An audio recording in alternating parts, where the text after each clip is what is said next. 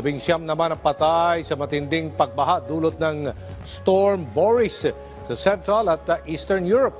At Russian state media tuluyan ng naban sa social networking sites ng Meta.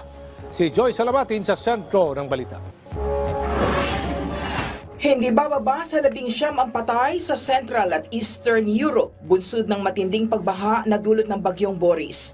7 sa mga ito ay naitala sa Romania, 4 sa Poland, 5 sa Austria at 3 sa Czech Republic.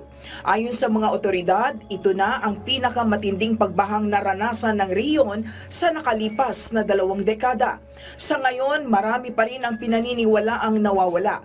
Apektado rin ang pagdaan ng bagyong Boris ang mga bansang Czech Republic, Austria, Slovakia, Romania, Moldova at Hungary. Siyamang patay at halos 3,000 katao ang sugatan sa pagsabog ng mga handheld pagers sa Lebanon. Ayon kay Lebanese Health Minister Firas Abiad, kabilang sa mga nasawi ang 8 taong gulang na bata. Nasa 200 katao naman ang nasa kritikal na kondisyon. Hinala ng Lebanon Hezbollah, pakanaraw ito ng Israel. Wala pang komento ang Israeli military tungkol dito.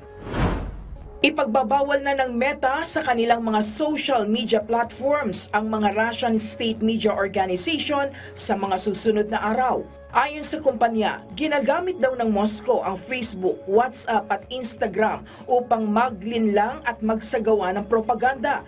Kinondena naman ng Moscow ang desisyon ng Meta dahil pinipili lang raw nila ang kanilang mga pinagbabawalan at tila may pinapanigan. Joy Salamatin para sa Pambansang TV sa Bagong Pilipinas.